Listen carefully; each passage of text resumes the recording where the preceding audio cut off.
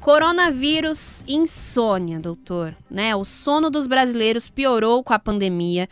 Um estudo da Associação Brasileira do Sono revela que dos 6.350 entrevistados entre novembro de 2020 e abril de 2021, 70% afirmaram ter dificuldade para dormir.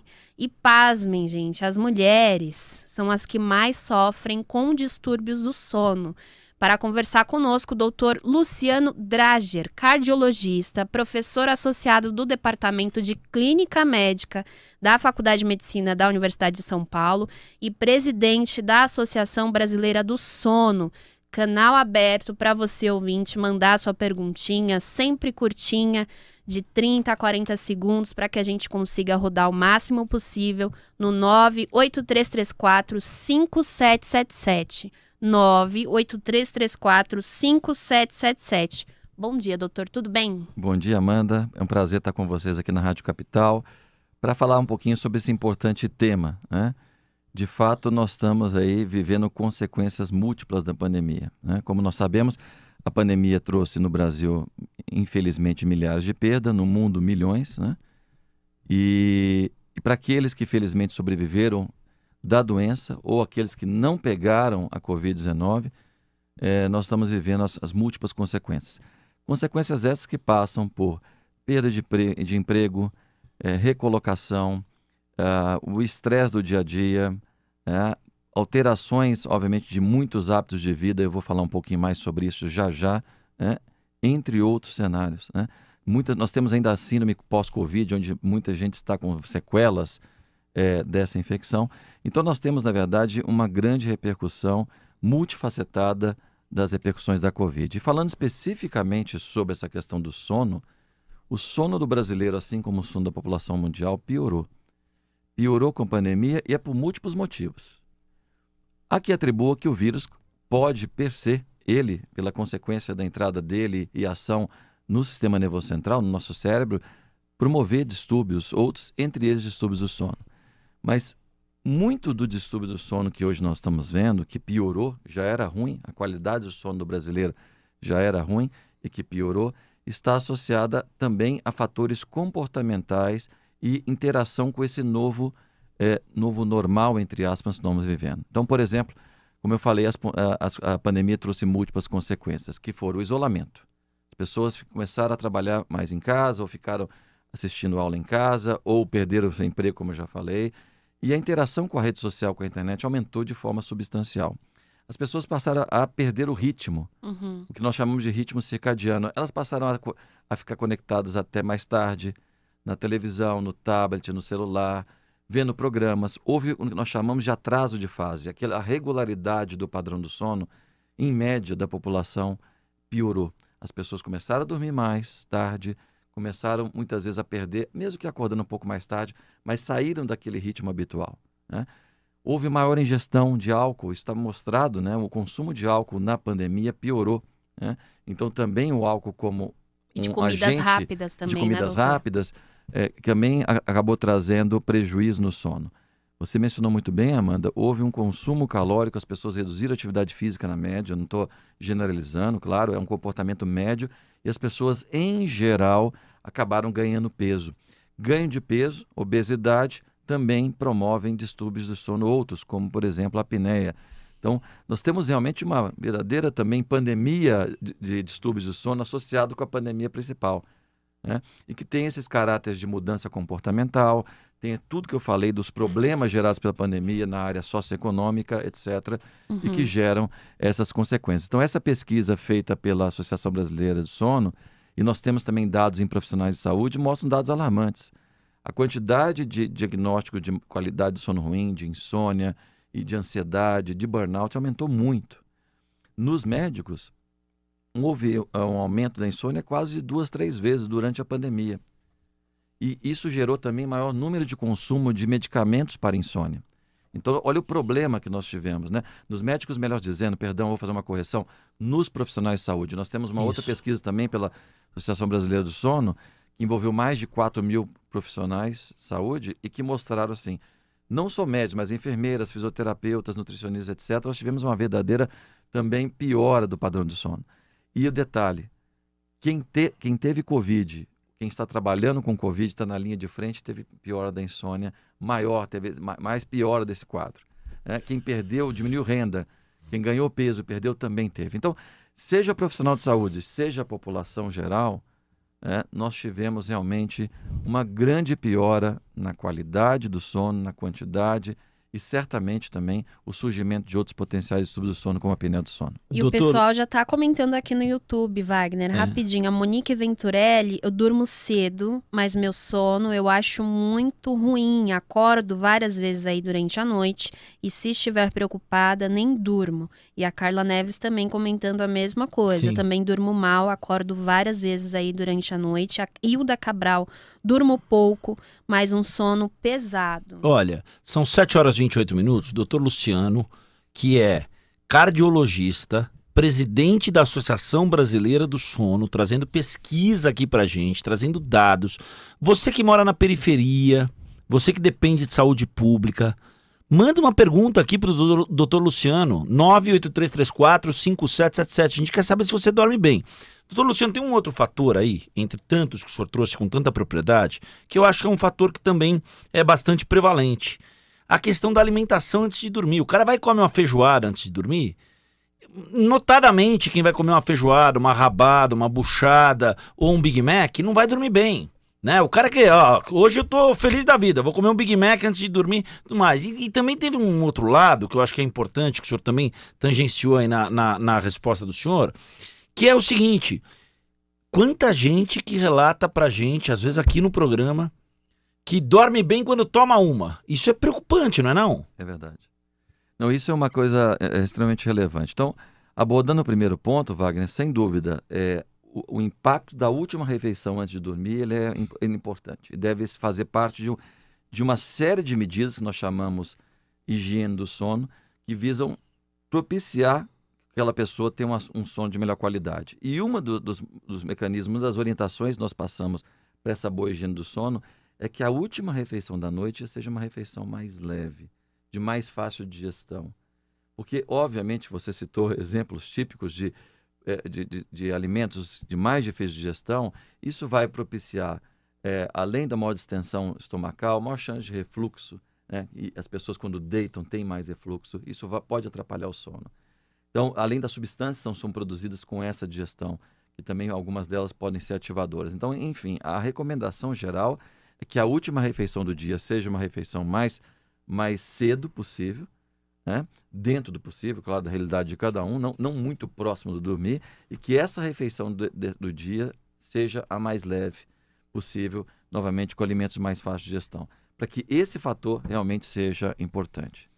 Um outro conceito frequentemente que as pessoas colocam é em relação ao álcool, que você mencionou muito bem.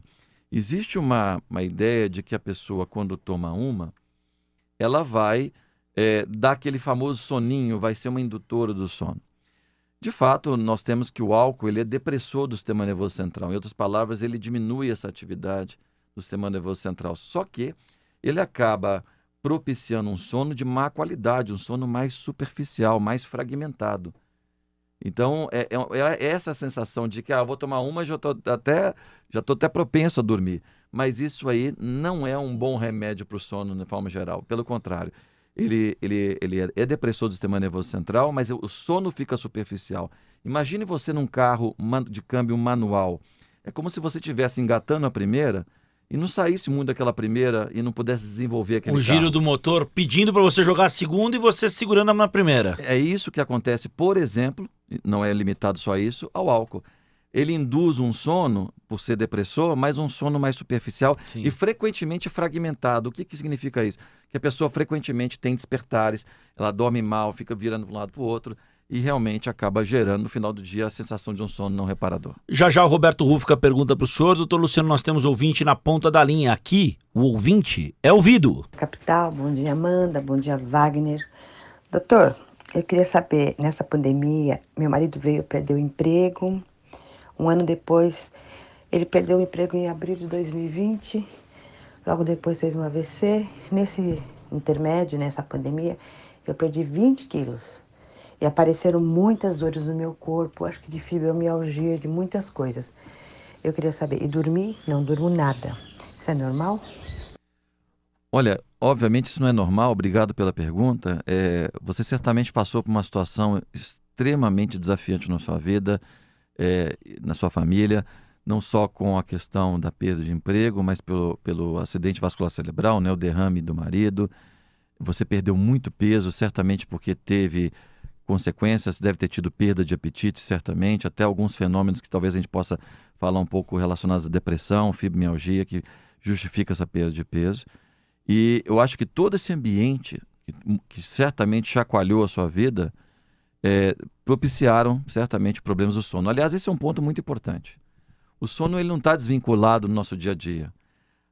Transtornos de humor, ansiedade, depressão, preocupações do dia a dia, levar problemas para casa, levar trabalho para casa à noite, certamente você está estimulando o seu cérebro a trabalhar no momento que era para você estar começando a desconectar e sinalizando para o seu corpo a necessidade de dormir. Então, todo esse relato dela, do estresse que ela passou na vida dela, com o marido dela, perda de emprego, exatamente como eu mostrei para vocês, né? Você vê que ela acabou de dar o relato do que eu falei anteriormente. A pandemia mexeu com todo o sistema também nessa questão. E toda essa alteração psicossocioeconômica que ocorreu com a pandemia, e o exemplo claro dela, inclusive com uma doença grave do marido, certamente está mexendo com o status mental dela, certamente deve estar com um quadro de depressão, mais do que justificado. Isso não é normal, mas é compreensível frente ao que ela passou e que ela precisa procurar atendimento para que se possa feito um tratamento adequado, para que ela possa voltar a ter uma alimentação talvez regular. Pelo que eu estou vendo, ela tem problemas aí com apetite e automaticamente melhorando esse quadro de humor, melhorando a fibromialgia, ela deve melhorar o padrão de sono E também. o que ela pode fazer de imediato, doutor? Só para a gente tentar trazer aqui uma dica, alguma coisa do tipo para ela. Vamos colar na tua pergunta o ouvinte, aí ele já responde e já joga pro Rúfica. Vamos lá. Bom dia, doutor. Eu moro muito longe do meu trabalho. Eu moro na periferia, no Jardim Ângela depois, e trabalho lá na Saúde, no Jabaquara. E eu tenho que sair da minha casa muito cedo, às 3h15 da manhã eu já estou de pé. E eu durmo cedo, mas assim, o meu organismo fica legal se eu dormir, por exemplo, 5 horas por noite. Isso é normal? Mais do que isso eu não durmo, nunca. De domingo a domingo, no máximo 5 horas por noite. É normal? Muito obrigada, Idene Albuquerque. Muito obrigado pela pergunta. Olha, o padrão normal de sono de cada pessoa varia muito, né? Nós temos cada um padrão. Se eu perguntar aqui a Amanda, ao Wagner, todos nós aqui, certamente nós vamos ter talvez números diferentes em que você tem que responder, onde habitualmente você dorme X horas e você fica bem no dia seguinte, você tem um sono restaurador. O seu relato é realmente de você conciliar atividades em diferentes locais, o que vai te fazer a chamada privação de sono. Veja um padrão que é totalmente atípico. Você tem que acordar por volta das 3 horas da manhã. Você dorme cedo para tentar manter isso. Mas pelo seu relato, 5 horas, você deve estar dormindo por volta de umas 10 horas da noite, mais ou menos, né, para ter essas 5 horas aí. Veja, nós vamos ter que trabalhar com o que é o ideal e o que é real. O que você falaria comigo que é o ideal? O ideal, claro, que você não tivesse toda essa demanda e que você, para preservar a sua saúde e as consequências de estar privando esse sono, você respeitasse o seu momento de sono adequado. Que seja 6 horas, 7 horas, o que for. Isso certamente não deve ser o padrão normal dela. Raramente, não vou dizer raro, mas espontaneamente, eu quero grifar essa palavra espontaneamente, é raro, ou relativamente raro, você ter pessoas que necessitam de 5, 4 horas, eventualmente, de sono. Não estou dizendo que não tem, tem. Mas eu digo espontâneo. Mas isso é uma verdadeira também consequência dessas múltiplas atividades. Então, muita gente acaba dormindo 5 horas, 4 horas por noite por múltiplas demandas. No trabalho, no estudo, conciliar as coisas, obviamente fazer atividades também dentro do lar. Então, a pessoa, para poder conciliar transporte, que demora muito, mora muito longe, então a pessoa frequentemente está privando do sono. Então, respondendo a pergunta dela para a gente caminhar, 5 horas, ela pergunta se é o normal. Depende. Provavelmente não. Em geral, está abaixo da média das pessoas adultas. O que ela tem que fazer? Ideal, seria, obviamente, remanejar esse horário para respeitar o horário de sono. Real. Se essa é a realidade dela e não pode mudar, o que eu oriento a ela é que se esse horário de acordar é fixo, porque ela tem um transporte a ser cumprido para chegar no local do trabalho na manhã seguinte, ela tem que dormir mais cedo. Então, o que a gente faz é ela está mudando o padrão do sono dela. Mas uma vez que ela muda, ela mantém essa regularidade, mesmo que ela tiver que dormir 9h30 da manhã para acordar às 3h30, vamos dizer que ela começa a dormir 6 horas, tentar prolongar um pouquinho esse padrão, se ela fixar isso, mesmo que no sábado e domingo que ela não trabalhe, ela vai manter esse ritmo porque ela está regular, o relógio biológico dela está sincronizado para esse período, ela vai ter talvez menos consequências nesse aspecto. Então nós temos que trabalhar com a realidade também. Né? Eu acho que isso é importante. Muito importante, doutor, muito importante. Um bate-papo muito esclarecedor. Roberto Rufka, meu querido. Doutor, diversas enfermidades, diversas doenças podem também afetar, prejudicar o sono, né? A gastrite, o refluxo, os pacientes que têm o HPB, hiperplasia prostática benigna, o estresse, a depressão e também o próprio ritmo do dia a dia. É o que o Juarez está comentando aqui, viu? A questão do mini-ocas, né? O remédio que você vai acordando de meia hora após xixi a noite inteira. Exatamente. Quem tem o HPB sabe desse problema como é, né? E hiperplasia benigna de próstata nada mais é do que a próstata aumentada, né? A próstata aumentada. Então, como é que tratar esse todo, doutor? Como é que é o ponto inicial para ter uma avaliação desse conjunto de fatores que pode prejudicar e prejudica o sono normal da pessoa? Perfeito. O que é o fácil e o frequentemente errado? Você simplesmente olha a insônia, fala, você está com insônia e medico essa insônia. E dou remédio, muitas vezes, que nós estamos vendo aí, infelizmente ainda, são o uso de medicações que acabam tendo uma prescrição receita azul, né? Os benzodiazepínicos, por exemplo, é a classe de medicamentos que infelizmente ainda são muito prescritas e que induzem uma dependência química muito importante. Esse é o fácil, mas frequentemente não é o correto. Sim. Você mencionou muito bem. Eu preciso olhar a insônia como um todo. Entender a insônia não é só caracterizar quando ela ocorre, o tipo de insônia que é, a duração, como está, mas entender o contexto. Tem alguma condição que a gente chama comórbida, quer dizer, além da insônia eu tenho outra condição, você mencionou várias com muita propriedade, que vai desde coisas que a gente nem imaginaria. O simples problema da próstata estar crescida e eu necessitar ir ao banheiro à noite 2, 3 vezes, ter esse hábito, a gente precisa lembrar que cada vez que você desloca, você está acordado. Sim. E você vai, muitas vezes, ao banheiro, urina, volta. Então você voltou ao estado de vigília novamente. Vou ter que induzir o processo de sono novamente. Aí você começa a pensar no problema no dia seguinte, no que você tem que fazer no dia seguinte. Quer dizer, são fatores que podem ali atrapalhar o seu sono. O simples fato de você acordar à noite. Depressão, ansiedade, o próprio refluxo, como você falou, algumas doenças cardiovasculares também podem influenciar o sono e medicamentos que as pessoas usam para tratar as doenças crônicas de forma geral. Não estou dizendo, claro, que são todos, mas alguns tipos de medicamentos podem influenciar. Então nós temos que, na avaliação da pessoa que está com dificuldade de dormir, eu tenho que considerar isso tudo e tratar apropriadamente isso tudo. Porque, no geral, quem paga a conta, muitas vezes, é seu sono no final. Então, se eu não trato, além, claro, da qualidade de vida, por exemplo, voltando à questão da próstata, se esse paciente não vai ao urologista e faz o tratamento apropriado, com medicamento, eventualmente com cirurgias, etc., ele não vai melhorar esse processo e vai perpetuar os mecanismos encadeadores da insônia. Então, tem que trabalhar de forma completa e abrangente para resolver o problema como um todo. Doutor, o senhor é cardiologista? 7h41, nós estamos conversando com o Dr. Luciano Drager, ao vivo, aqui na Rádio Capital, no nosso estúdio no bairro do Paraíso. Ele é cardiologista, professor associado do Departamento de Clínica Médica da Faculdade de Medicina da USP e presidente da ABS, Associação Brasileira do Sono. É um prazer receber o Dr. Luciano aqui. Bom dia, Amanda, que é a Meire, do Parque Bristo. Eu gostaria de fazer uma pergunta para o doutor. Ele estava falando aí sobre o sono, e eu sou assim. Eu durmo e acordo, sabe, a noite toda, e principalmente eu durmo aquele sono de 1 hora, aí acordo e não consigo mais dormir, fico a noite toda, vou no banheiro. Cada acordada, de meia hora eu vou no banheiro. De meia hora eu vou no banheiro. E não consigo mais dormir. Aí quando dá 4 horas da manhã eu já levanto depois vou trabalhar. E o sono só vem à tarde, quando vem nós, vem dormindo, como diz, cochilando, cochilo agora, sabe? Esse tipo de coisa.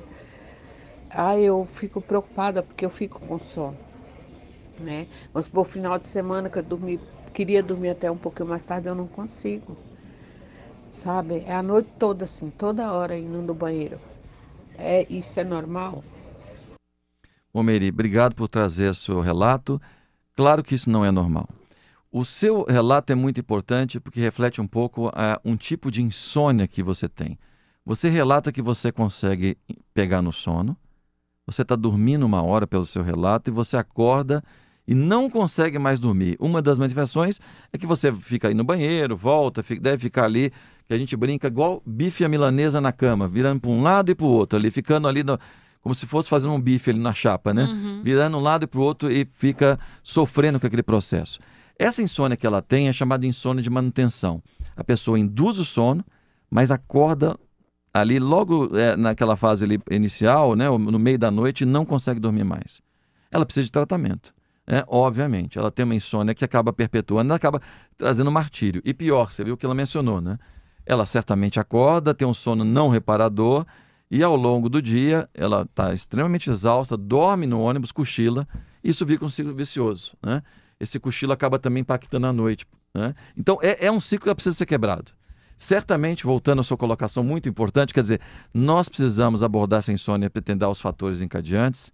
Será que ela deve ter uma ansiedade também, algum estresse? Porque essa insônia de manutenção tem muito a ver com ansiedade, com depressão. Precisa tentar abordar isso, ter ou não ter, checar e fazer um tratamento apropriado. Nós temos medidas de higiene do sono, claro, que vão fazer com que ela adote medidas salutares de indução do sono. Então, o ambiente escuro, um colchão adequado, você tem um ambiente então propício para dormir. Nós já falamos da alimentação, evitar estimulantes. E se acordou no meio da noite e você não está conseguindo dormir, muito importante isso, não fique na cama. Você acordou no meio da noite, está vendo que não vai conseguir dormir, saia da cama. E você pode ir para a sala, faça uma leitura agradável, obviamente com uma luz aí suficiente, mas não muito intensa. E começou a ter sono, vá para a cama novamente. Por que é importante ter esse hábito? Para você sempre vincular a cama com o prazer. Sim. Para que você possa vincular ela não com o sofrimento que não está conseguindo dormir. Lá vou eu novamente logo acordar no meio da noite e não ter condição de novamente dormir. Então eu preciso ter esse hábito e não ficar na cama muito tempo. Preciso treinar o meu cérebro para poder fazer isso. Dá trabalho? Dá. E claro, tratamento apropriado. Ela vai precisar de fazer um tratamento para insônia e tentar entender se ela tem outro fator desencadeante para isso, para que ela possa melhorar esse padrão. Eu tenho certeza que ela vai fazendo essa condição, avaliação completa, ela vai ter uma melhora do padrão de sono dela. Legal, doutor. 7h51, está quase terminando o programa, né? Renderia muito tempo, né, Amanda, de conversa aqui. Bastante. Tá bombando aí nosso WhatsApp? Tá bombando. Então, o Roberto Rufka, e o SUS? Será que o SUS cuida bem? Pois doutor, nós temos uma campanha, rapidamente abordando, nós fazemos uma campanha para zerar os impostos de todos os remédios no Brasil. Remédio no Brasil é muito caro e difícil acesso à população. Como o SUS aborda essa questão dos tratamentos para a insônia? Roberto, obrigado pela sua oportunidade. Bom, faço coro e parabenizo vocês por essa iniciativa de sempre estar tocando nesse assunto. Infelizmente, na área da insônia, o SUS realmente precisa melhorar, né? Eu estou dizendo isso porque muitas vezes as pessoas falam mal do SUS, mas o SUS atende muitas condições crônicas que a gente vê. Então, por exemplo, eu mexo muito com hipertensão. O pacote de medicações para hipertensão é muito bom no geral. Não é perfeito, né? Você tem várias classes disponíveis que atendem e propiciam o tratamento adequado desse paciente com hipertensão. Mas como nós estamos na insônia? Sua pergunta, Roberto. Infelizmente, nós estamos atrasados com relação às inovações. É pouca disponibilidade de medicamentos de gerações mais novas e é pouca capacitação também para os médicos no manejo da insônia. Então, hoje nós temos ainda, principalmente no SUS, uma grande prescrição de medicamentos que induzem dependência, Sim. que acabam não induzindo um sono de uma qualidade boa e também, o mais importante, isso infelizmente ocorre muito, a mera repetição de receita, onde não avaliam adequadamente o paciente, não abordam questões, como eu falei, mudanças comportamentais, higiene do sono, e o paciente fica ali perpetuando, com aquela repetição perpétua ali, sem modificar, e claro, vai induzir dependência e a pessoa fica ali usando anos e anos o mesmo medicamento sem qualquer reavaliação. Legal. 7h53, Amanda, você tem mais um ping-pong meteórico aí, Amanda? Tem. Uma última pergunta, doutor, para a gente encerrar o nosso bate-papo. Já agradeço muito a participação do senhor aqui conosco, muito importante. O YouTube aqui bombou, imagino que o Facebook nosso colunista. Também. Se topar, vai ser nosso colunista. Mesmo convite que nós fizemos ontem pro médico que trata de obesidade. Exatamente, Wagner. Tem assuntos, doutores, que tá polêmico aí na área do jornalismo, que a gente tenta trazer aqui os especialistas para comentar sobre. Assim como o assunto dos remédios emagrecedores que estão em pauta, outro assunto que está em pauta aí é o suplemento de melatonina que foi aprovado pela Anvisa. E, de fato, ele é aí a solução para a insônia ou pode ser prejudicial à saúde, né? E eu vou falar, Amanda. E a melatonina é Eu sou o personagem dessa conversa que a gente teve aqui. Eu uso a tal da melatonina, doutor. Deveria usar ou não? Olha, a melatonina, no geral, ela não é indicada, como a maior parte das pessoas fazem isso, no tratamento da insônia. E por que ela não é indicada? Ela não tem ainda trabalhos que mostram a efetividade dela nesse contexto. Bom, vamos voltar um pouquinho atrás. O que é a melatonina? Melatonina é um hormônio naturalmente produzido no nosso corpo, numa glândulazinha no cérebro chamada pineal, e que ela ajuda a regular o nosso ciclo sono-vigília. Ela é um importante sinalizador e que ajuda na sincronização desse ritmo que nós chamamos circadiano, permitindo então que a gente oscile entre o estado de vigília e o estado de sono, o estado de dormir. Muito bem. O que nós temos então é que há muito tempo a indústria fabricou um similar que é exatamente igual ao que nós produzimos, o hormônio. Então, de forma sintética, igual à melatonina que nós produzimos naturalmente, né? A melatonina é usada, comprada em farmácias americanas, mesmo europeias, um pouquinho mais regulado, mas de forma totalmente sem prescrição, como se fosse um suplemento alimentar há muitos e muitos anos. Se fosse um chicletinho. Exato. Você pode comprar hoje em qualquer farmácia americana, a melatonina está lá na prateleira sem qualquer prescrição. Mas muitas vezes com dosagens altas, né? E isso preocupa um pouco. O que a Anvisa fez? Essa história é longa, eu vou procurar realmente ser breve por causa do tempo. A Anvisa avaliou toda a literatura científica, tudo tinha evidência e resolveu, para ter uma questão, porque estava sendo novamente com muita demanda de muita gente usando melatonina, resolveu soltar como suplemento alimentar. Esse suplemento alimentar é uma dosagem muito, muito baixa, que nem para os casos onde habitualmente ela tem que ser usada, alguns casos específicos você pode usar na insônia, por exemplo, bem específicos, ou para regular o padrão circadiano, como eu falei, dessa alteração de ciclo sono-vigília, ainda é uma dosagem muito baixa. Então, hoje, esse suplemento alimentar, ele tem potencialmente especulações que possa ter papel anti-inflamatório, que possa reduzir a produção de estresse oxidativo, trazer benefício para a saúde, mas, novamente, ainda sem comprovação. Sim. Então, o que a gente pede aqui para vocês, acho que é um importante canal para disseminar, é que as pessoas não se automediquem. A melatonina vai ser encontrada na farmácia, mas mesmo essa melatonina que a pessoa compra sem prescrição, procure o médico para que ele possa orientar a correta indicação dessa medicação. Não usar de forma indiscriminada, porque tem outro fator também. Se eu tomar melatonina no momento errado, certamente eu vou desincronizar o meu cérebro do período que é para dormir, do período de vigília. Isso pode inclusive induzir sonolência. Sim. Eu posso ter alteração da percepção da minha consciência. Então, não se automedique. Mesmo com essa melatonina à disposição no mercado. Sempre procure especialista. Como sempre, né? Nós estamos repetindo o óbvio, a velha receita de sempre. 7h57, a Associação Brasileira do Sono promove nos dias 18 e 24 de março a Semana do Sono, 200 atividades e estudos recentes sobre o tema.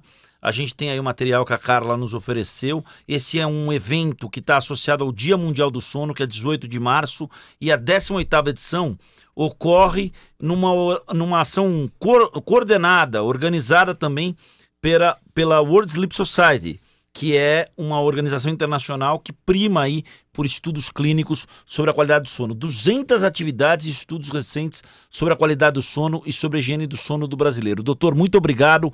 Vamos combinar, vamos conversar mais e vamos trazer mais informações sobre a qualidade do sono aqui para o brasileiro. Bombou o nosso assunto aqui. Muito obrigado pela presença no nosso estúdio. Sempre um prazer, Wagner. E chamar a atenção dessa Semana do Sono. São atividades online, participem, vai ter várias lives, vários vídeos.